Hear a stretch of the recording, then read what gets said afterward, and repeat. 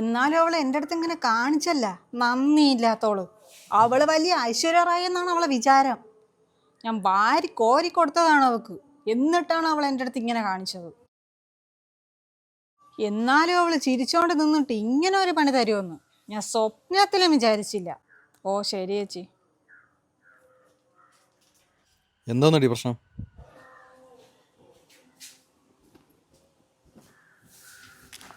അയൽക്കൂട്ടത്തിലെ മഞ്ജുല്ലേ, അവളെ ഞാൻ ഇൻസ്റ്റാഗ്രാമിൽ ഒരു ഫോട്ടോ ഇട്ടപ്പോ തള്ളവായി വന്ന്. അവളെ എത്ര കൂതറ ഫോട്ടോയ്ക്ക് ഞാൻ ലൈക്കും കമന്റും ഇട്ടാണെന്ന് അറിയാമോ? ഇനി അവൾ ഇടട്ട്, ഒരൊറ്റ ലൈക്കും കമന്റും ഞാൻ അടിക്കൂല.